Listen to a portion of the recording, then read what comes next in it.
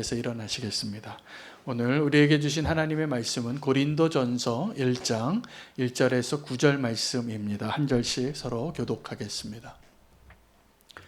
하나님의 뜻을 따라 그리스도 예수의 사도로 부르심을 받은 바울과 형제 소수대네는 고린도에 있는 하나님의 교회 곧 그리스도 예수 안에서 거룩하여지고 성도라 부르심을 받은 자들과 또 각 처에서 우리의 주 곧 그들과 우리의 주 되신 예수 그리스도의 이름을 부르는 모든 자들에게 하나님 우리 아버지와 주 예수 그리스도로부터 은혜와 평강이 있기를 원하노라. 그리스도 예수 안에서 너희에게 주신 하나님의 은혜로 말미암아 내가 너희를 위하여 항상 하나님께 감사하노니 이는 너희가 그 안에서 모든 일 곧 모든 언변과 모든 지식에 풍족함으로 그리스도의 증거가 너희 중에 견고하게 되어 너희가 모든 은사에 부족함이 없이 우리 주 예수 그리스도의 나타나심을 기다림이라. 주께서 너희를 우리 주 예수 그리스도의 날에 책망할 것이 없는 자로 끝까지 견고하게 하시리라. 함께 읽겠습니다. 너희를 불러 그의 아들 예수 그리스도 우리 주와 더불어 교제하게 하시는 하나님은 미쁘시도다. 아멘. 하나님의 말씀입니다. 지난 거의 3년 동안 이제 주일 설교 본문으로 창세기로부터 시작해서 구약 성경 말씀으로 계속 열왕기하까지 그렇게 말씀을 전했습니다. 오늘부터는 신약 성경으로 주일 설교 말씀을 시작하는데 고린도전서로 시작하도록 하겠습니다. 이 고린도전서를 시작하면서 하나님 주신 마음은, 저에게 있는 기대는 이 고린도 교회가 지금 우리는 교회를 비롯하여 한국에 있는 많은 교회하고 형편이 비슷한 교회입니다. 그래서 그 고린도전서 후서의 메시지를 통해서 하나님께서 저와 여러분을 좀 더 교회되게, 그리고 좀 더 복음의 중심으로 인도하셔서 우리가 정말 하나님이 원하시는 온전한 제자의 모습으로 빚어가게 하실 것을 기대하게 됩니다. 오늘 본문은 그 바울이 고린도 교회에게 쓴 편지 가운데 2개의 편지, 사실은 2개가 더 됩니다.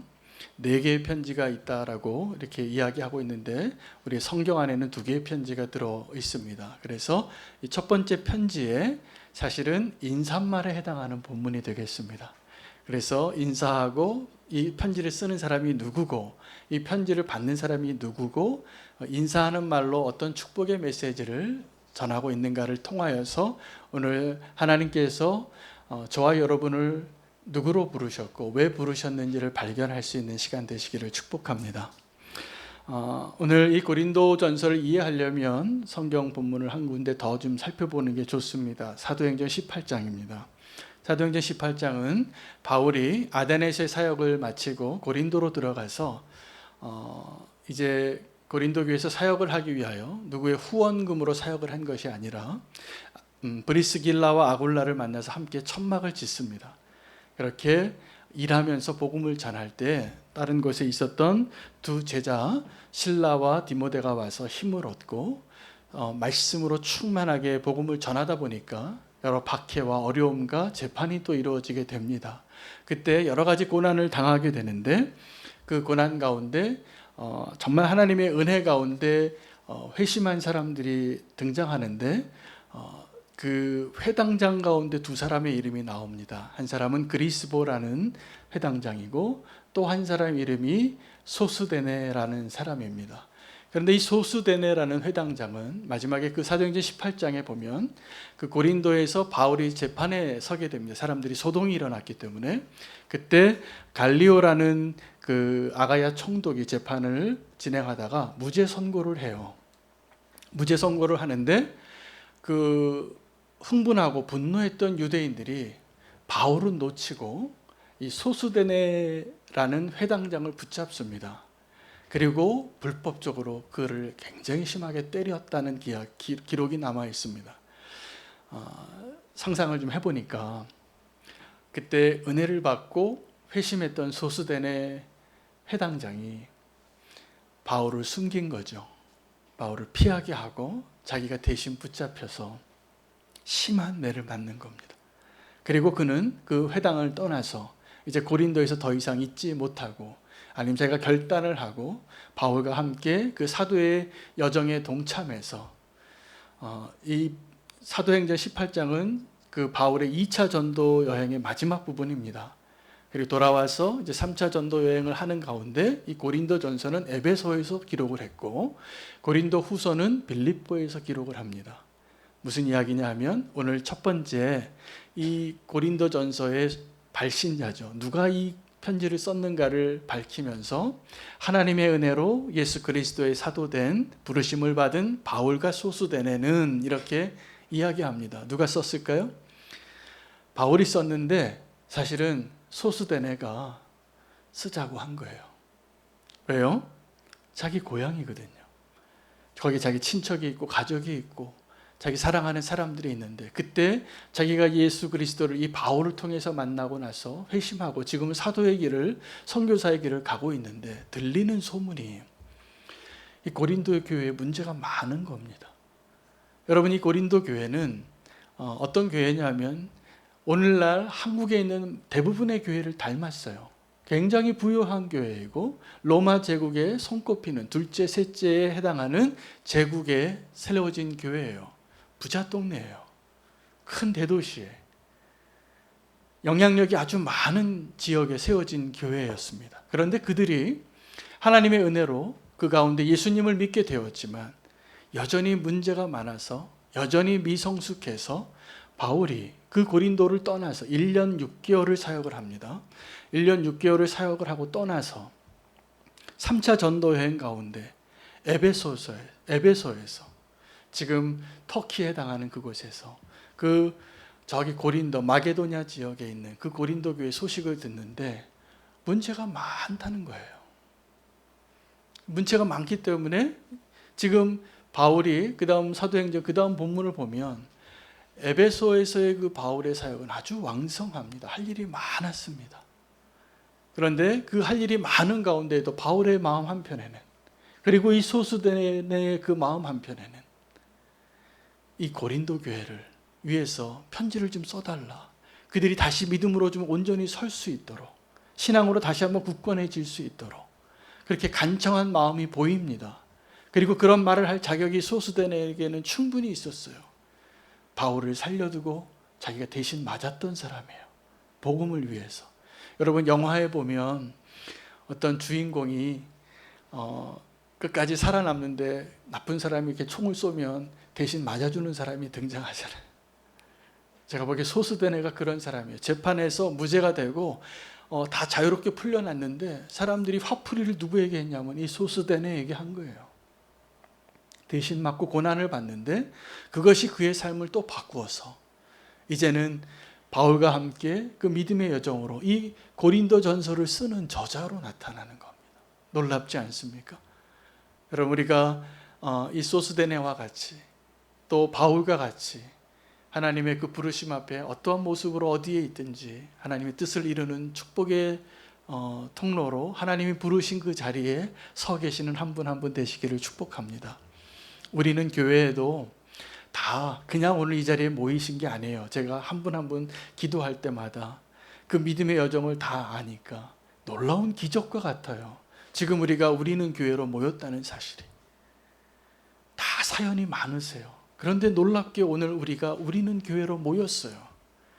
하나님께서 우리는 교회를 통하여 하시고자 하는 그 일들을 이루시기 위하여 다 다른 곳에서 다른 사정과 다른 마음으로 다른 부르심으로 오늘 이 자리에 교회를 세우기 위하여 우리를 부르신 것이라 저는 믿습니다.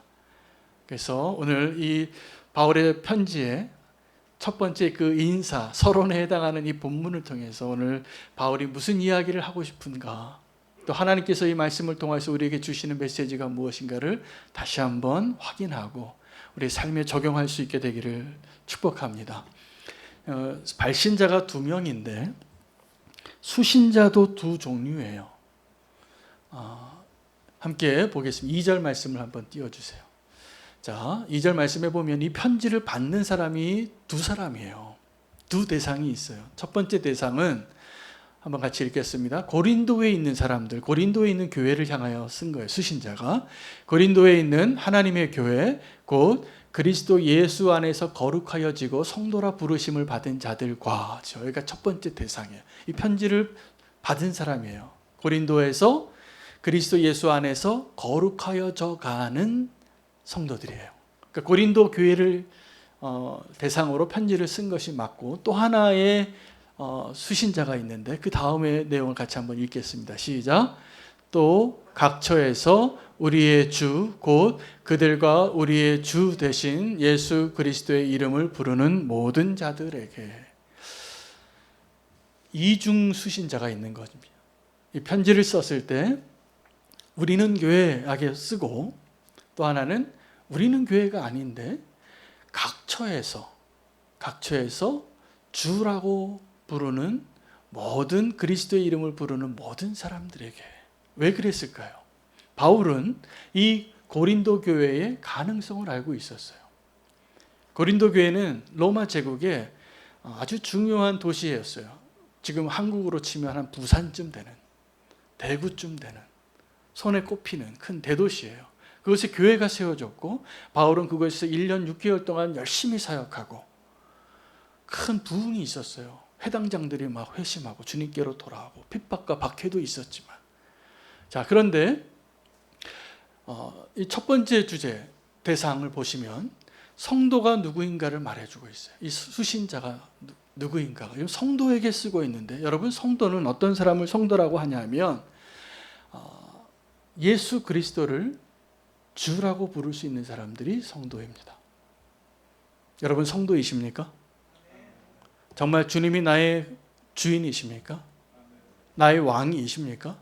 내가 무언가를 보고해야 할 그 대상입니까? 나의 삶의 모든 걸 결정해야 할 그 누구가 되십니까? 그게 잘 되십니까? 여러분, 성도님들 가운데 신앙생활을 오래 했는데, 또 지금도 그렇게 하고 싶은데 잘 안 되는 게 있어요. 하나님의 뜻과 나의 뜻, 두 가지가 겹칠 때 우리는 하나님의 뜻에 기쁘게 순종하는 게 잘 되지 않습니다. 저도 어려워요. 목사도 어려우니 얼마나 어려우실까 이런 생각이 되어져요. 그러나 정말 성도 되어지는 그 과정 가운데 있는 저와 여러분은 이게 분명해야 된다는 거예요. 성도는 그리스도 안에서, 그 예수 안에서 거룩하여지고 성도라 부르심을 받은 자.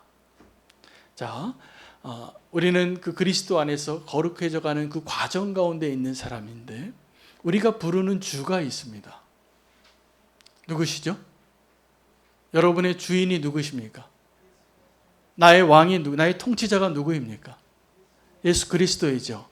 그런데 바울이 이 서신서에 이 주라는 단어를 쓸 때는 아주 의도적인 표현이에요. 이 초대교회 이것 때문에 핍박을 받았어요.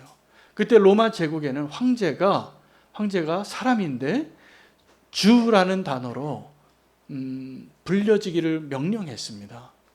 근데 주인이 하나밖에 없잖아요. 그렇죠? 이 제국의 통치자와 우리가 신앙으로 믿는 그 예수 그리스도가 동일한 호칭으로 되는데, 우리가 부르는 주는 가이사가 아니라 예수 그리스도다. 이걸 고백하는 사람들의 모임이 성도였던 거예요. 여러분, 이것이 분명해야 우리가 성도가 되는 겁니다. 분명히 고백하실 수 있으신가요? 네, 근데 여기서 더 놀라운 고백을 해요, 바울이. 뭐라고 말하냐면, 우리의 주, 곧 그들과 우리의 주. 여기에는 지금 한글로 번역을 하느라고 그냥 이게 동일한 표현같이 그들과 우리의 주가 함께 어깨동무같이 하는 주같이 보여지지만, 영어 성경에는 전혀 다르게 분명하게 이야기해요. 우리의 주라고 말하는 그 표현에는 Our Lord and their Lord예요. 우리의 주이시고 그들의 주 되시는 그 우리 주 예수 그리스도의 이름을 부르는 자라는 거예요. 여러분, 우리가 지금 주라고 부르는, 우리의 구주라고 부르는 그 예수 그리스도는 교회 안에서만의 구주가 아니신 것을 오늘 붙잡으셔야지 성도의 사명을 발견하는 것. 우리가 지금 주로 부르는 그 구주는 오늘 이 자리에서 다 그 주를 고백하실 수 있는 거 어렵지 않으시죠? 아멘입니까? 예수 그리스도가 여러분의 구주이십니까? 아멘 되시죠? 그럼 예수 그리스도가 이 교회 밖에 있는 내 직장에서, 또 이 사회에서, 이 나라에서, 이 민족 가운데 구주 되심을 믿으십니까? 아멘이 되세요? 이게 잘 안 될 수가 있는데 바울은 지금 그것을 확인하고 싶은 거예요. 우리의 주 곧 그들과 우리의 주 되신 예수 그리스도라고 말하는 거예요. 여러분, 우리의 주는 지금 우리가 주님을 알고 구원받고 주님을 예배하고 믿음으로 사는 저와 여러분에게는 예수 그리스도가 구주인 것이 너무나 분명해요. 분명한 것 같지만 우리가 그것이 불확실하기 때문에 계속 믿음의 성장을, 믿음의 여정을 하고 있는 가운데 우리가 진행형일 겁니다. 공사 중이고. 그러나 정말 지금 바울이 무슨 소망으로 이 편지를 쓰냐 하면 우리의 주가 우리만의 주가 아니라는 거죠. 이 모든 세상의 구주이심을 하나님이 창조하시고 구원하시고 구원하기를 원하시는 그 모든 사람의 구주가 되게 하자는 거예요. 아멘이 되십니까? 여러분, 교회는 이 땅에서 작은 자 같지만 결코 작지 않습니다. 왜냐하면 우리가 주로 부르는 그분이 이 교회 안에서 이 세상에서 너무나 약자 같고 별거 아닌 것 같고 힘없는 자 같고 가난한 자 같고 작은 자 같은 그분의 그러한 사람들의 구주만이 아니라 이 세상에서 하늘을 찌를 듯한 건세를 가지고 아무리 잘 살고 아무리 많은 소유를 가지고 있고 아무리 하나님 없이 살 수 있을 것 같은 그 사람들에 대해서도 구주이십니다. 그럼 그것을 선포할 수 있는 믿음으로 오늘 함께 예배할 수 있게 되기를 원합니다. 이것이 우리가 예배하는 이유고 그것이 교회로 서는 이유예요. 성도는 누구냐 하면 예수 그리스도를 구주로 부르는 사람들이 성도인데 그 예수 그리스도가 우리의 주일 뿐만이 아니라 모든 세상의 구주이세요. 그래서 결론이 뭐냐 하면 여러분, 우리가 생각하는 교회는 저와 여러분이 생각하는 것보다 훨씬 큽니다. 이 교회는 그래서 이 땅에 있는 어느 제국보다 커요. 그걸 아셔야 돼요. 우리가 그러한 하나님을 믿고 그러한 하나님을 우리가 구주로 고백하는 자들인 것이 믿어져야 돼요. 바울이 지금 그 얘기하는 거예요. 고린도 교회의 그 가능성을 보고 고린도 교회에 그렇게 세워진 하나님의 뜻과 섭리를 발견하라고, 그렇게 고백하라고 편지 서신서에 그렇게 먼저 권면하고 있는데 성도가 누구인가를 첫 번째 이야기하고 있는 겁니다. 성도는 그러한 주를, 예수 그리스도를 구주로 고백하는 사람들이 성도입니다. 자, 두 번째 성도의 특징은, 내용은 누가 성도냐 하면 부요한 자예요. 이 고린도 교회는 부요한 교회였습니다. 경제적으로 부요했고 나중에 이 고린도전서 후서 내용을 보시면 알겠지만 하나님이 성령의 은사를 많이 줬어요. 너무 많아서, 지도자가 너무 많고 성령의 은사가 너무 많아서 분쟁이 생기고 하나 되지 못하고 문제가 많아요. 너무 잘난 사람이 많은 거죠. 그래서 분파가 생겨요. 그래서 은사를 가지고 어떻게 질서 있게 교회에 예배를 드려야 되는 것을 다시 가르쳐 줘야 했어요. 그 문제들의 소식이 계속 들려왔기 때문에 고린도 교회에서 그들이 신앙인으로서 온전히 성공하게 되면 그것이 또한 다른 지역에 성공한 메시지로 전해졌을 것입니다. 그러나 그들이 또 실패한 것조차도 또 다른 유익으로, 그들의 실패담이 또 누군가에게 유익이 될 수 있는 내용으로 이렇게 전파되었을 것입니다. 하나님께서 이 고린도 교회를 많이 축복해 주셨던 교회예요. 그런데 그 고린도 교회의 그 부요함이 사실은 그들의 진짜 문제의 이유였던 것을 알아야 합니다. 여러분, 우리가 원하는 신앙생활 하면서 우리도 하나님의 축복을 받기를 원합니다. 그래서 이렇게 생각하는 경향이 많아요. 내가 예수님 믿고 잘 되는 게 하나님 날 축복하신 증거예요. 그래서 사업도 잘 되고 자녀들도 잘 되고 아픈 사람 없고 칭찬받고 존경받고 높아지고 만사가 다 형통하고 그것이 하나님이 나를 축복하시는 증거로 이야기하고 간증하시는 분들이 참 많아요. 어느 정도는 맞지만 지금 바울이 고린도 교회에게 말하고 싶은 것, 또 제가 우리는 교회에서 목사로서 성도님들에게 말하고 싶은 축복은 그거 아닙니다. 이게 분명해져야 돼요. 여러분, 우리가 하나님이 축복하신 그 증거는 내가 하나가 필요한데 하나님이 10개를 주셔서 한 3개 정도는 우리 가족을 위해서 잘 쓰고 7개는 저축해 두고 있다가 하나 정도 이렇게 하나님을 위해서도 쓰고 또 세상을 위해서도 가난한 사람을 위해서도 나누고, 우리가 이런 것을 축복이라고 생각해요. 이루고 싶은 것. 물론 그렇게도 하지 못하는 분들이 많기 때문에 저는 이렇게 하나님의 축복을 흘려보내시는 분들을 아주 너무나 귀하게 생각하고 감사하게 여겨요. 근데 진짜 축복은 뭐냐 하면 내게 남아도는 것을 나눠주는 자가 아니라 내게 있는 것 하나를 나눌 수 있는 자예요. 이게 어떻게 가능할까요? 이게 정말 우리가 생각하는 부요함과 오늘 고린도 교회, 부요했던 고린도 교회에게 바울이 이야기하고 싶은 부요함의 차이예요. 여러분, 하나님이 부요한 걸 믿고 그 하나님과 동행하는 삶을 계속 살아온 사람에게는 지금 내가 콩 하나 남았는데 콩 하나를 가지고 누군가를 나누는 것, 아니면 그건 내가 먹어야 될 마지막 양식인데 그것을 나보다 더 어렵게 여겨지는 그 형제에게 나눠줄 수 있는 담대함이 생기는 거예요. 하나님이 그것을 가끔 저와 여러분 가운데 요구하실 때가 있습니다. 오병이어의 기적을 행해야겠는데 너에게 남은 마지막 도시락을 나에게 달라.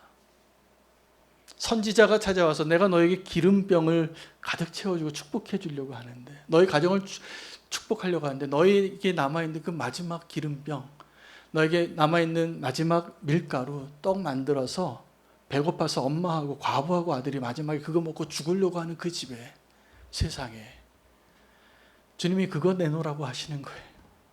이런 악독 고용주가 어디 있습니까? 그런데 주님이 그걸 요구하실 때는 네가 나의 부요함과 나의 능력과 나의 신실함과 내가 너를 얼마나 사랑하는지를 믿느냐고 그것의 증거를 요구하시는 거예요. 그때 하나님께서 기적을 다 베푸셨더라고요. 여러분, 우리는 여전히 부요함을 누리길 원해요.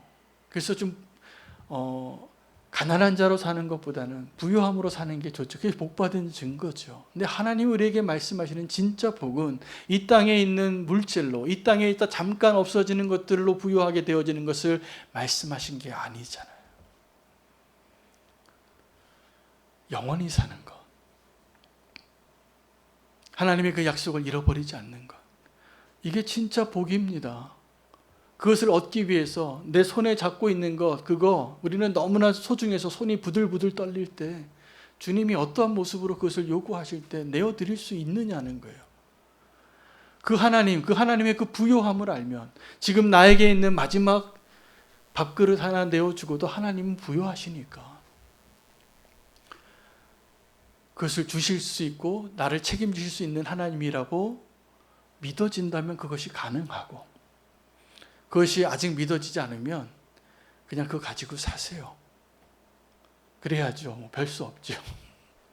그러나 주님이 원하시는 것은, 이 고린도 교회에 주님이 원하시는 것은 너희가 지금 부요한데 진짜 부요함을 알기를 원한다.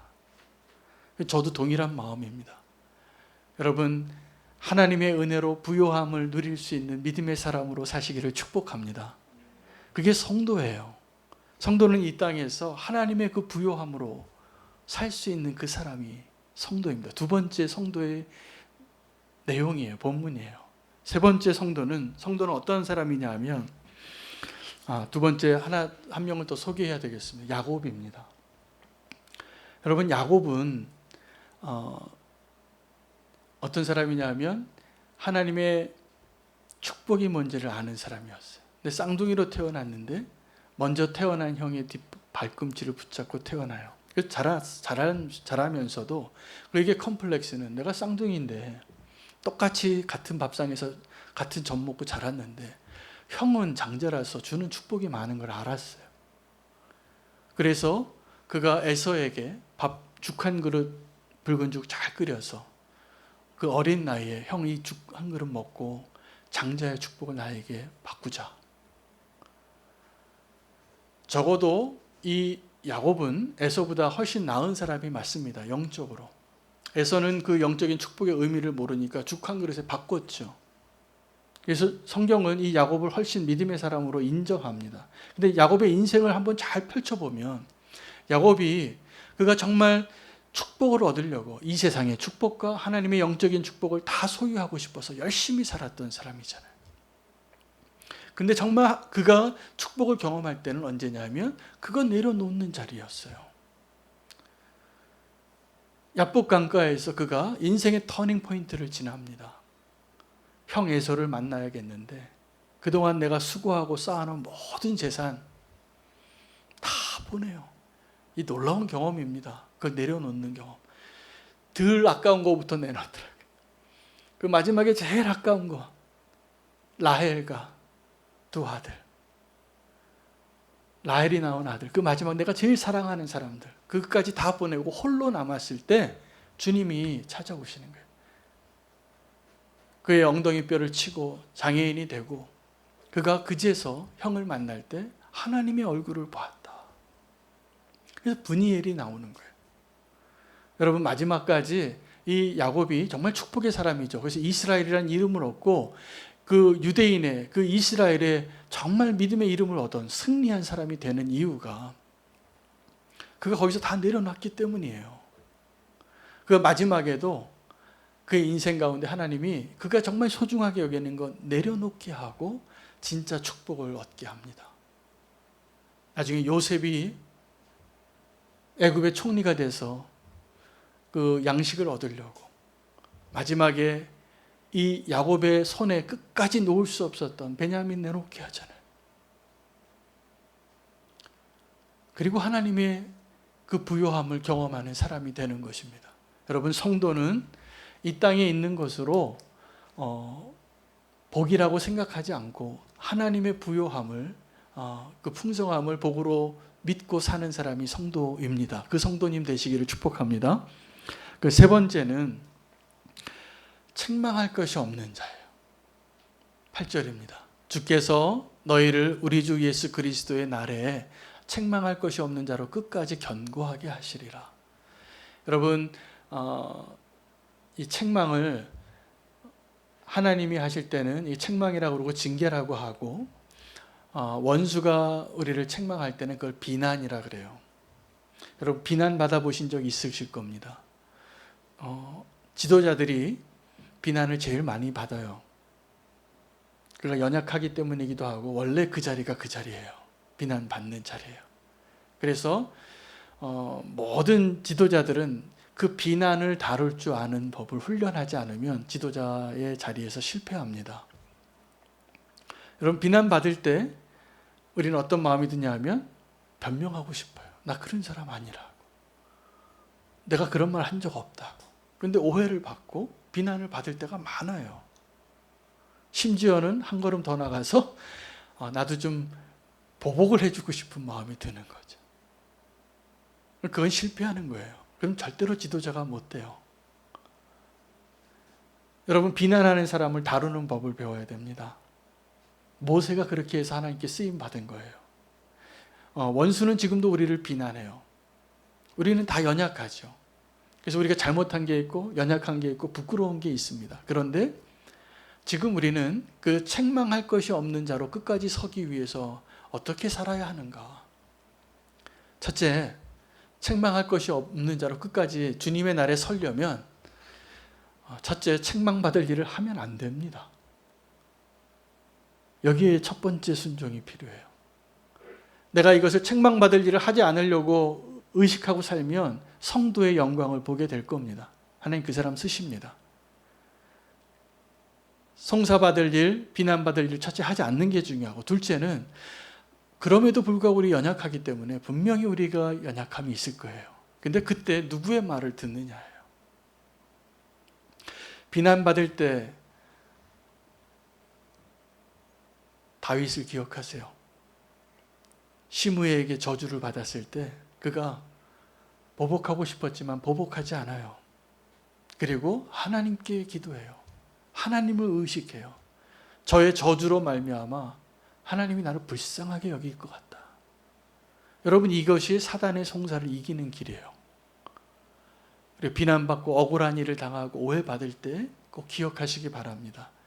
사탄은 이렇게 얘기해요. 너 작년에 그런 죄를 지었던 그런 주제에 지금 무슨 선한 일을 하겠다고, 무슨 하나님의 사람이라고 지금 이렇게 뻔뻔하게 앉아있는 거야 라고 이야기할 겁니다. 그 말을 듣지 마세요. 그건 그냥 귀를 막으시면 될 일이에요. 그런데 우리는 그 얘기가 더 솔깃해요. 지금도 그 사탄의 이야기를 더 의식하고 살아요. 주님은 뭐라고 얘기하시냐면 내가 다 안다. 근데 그래도 사랑한다. 그래도 사랑한다. 이게 주님의 음성인데 우리는 똑같이 연약함 가운데 있어요. 그때 누구의 음성을 더 듣고 어떻게 반응하느냐가 주님의 마음을 아프게 할 때가 많아요. 여러분, 성도로 주님이 오시는 그날에 책망받을 것이 없는 자로 끝까지 서는 두 가지 비결 제 말씀드려요. 첫째는 책망받을 일을 하지 마세요예요. 죄 짓지 마세요예요. 둘째는 그 연약함에, 그럼에도 불구하고 우리의 연약함이 있을 때 사단의 음성을 듣는 것이 아니라 하나님의 음성을 듣고 또 양심의 소리를 듣기를 바랍니다. 그것이 우리가 책망받지 않는 자로 끝까지 서는 자가 되는 것입니다. 근데 이것이 어렵잖아요. 아시는 것처럼 저와 여러분이 다 연약하기 때문에 책망받을 일이 너무나 많죠. 부끄러운 일이 많고 우리 연약함이 많은데 그 연약한 저와 여러분이 어떻게 책망받지 않는 자로 설 수 있게 되냐 하면 9절 말씀에 답이 있어요. 같이 한번 읽겠습니다. 시작. 너희를 불러 그의 아들 예수 그리스도의 우리 주와 더불어 교제하게 하시는 하나님은 미쁘시도다. 여기서 교제한다는 것은 동행하는 걸 의미해요. 우리가 예수 그리스도와 동행할 때 우리의 연약함, 책망받을 일밖에 없는 우리가 승리하는 자로 설 수 있게 되는 비결이에요. 언제요? 주님과 동행할 때. 우리가 언제 죄 짓습니까? 언제 우리가 하나님의 뜻을 떠나서 내 마음대로 막 살고 있습니까? 동행하지 않을 때요. 주님이 안 보인다고 생각할 때, 주님이 안 듣고 계신다고 생각할 때 우리가 함부로 말하고 함부로 행동하고 함부로 실패하잖아요. 우리는 그럴 존재가 아니에요. 사실은 성도로서의 삶, 오늘 이 바울이 이 고린도 교회에게 쓰면서 성도가 어떠한 세 가지 이야기를 하고 있거든. 당신의 주인이 누구이냐? 당신이 얼만큼 부요한 자인가? 그리고 당신이 얼마나 책망받기를 원치 않으신가? 그 하나님의 마음을 알라는 거예요. 그 교제의 자리에, 부르심의 자리에 서기를 원합니다. 주님이 저와 여러분을 제자로 부르셨는데 다 동일합니다. 저와 여러분을 부른 그 자리가 어떤 자리냐면 우리가 예수 믿는다고 한다는 것은 주님께서 한 사람도 예외 없이 오늘 저와 여러분 가운데 다 그 부르신 자리가 십자가의 자리입니다. 그 십자가의 자리는 죽음의 자리지만 그 십자가의 자리에서 정말 생명을 얻는 자리예요. 십자가의 자리로 나아가는 그 일에 순종하는 것을 성공하시면 거기에서 하나님께서 오늘 성도가 누구인가를 다 이루실 거예요. 그러나 그 십자가 없이는 우리가 성도됨을 이룰 수 없어요.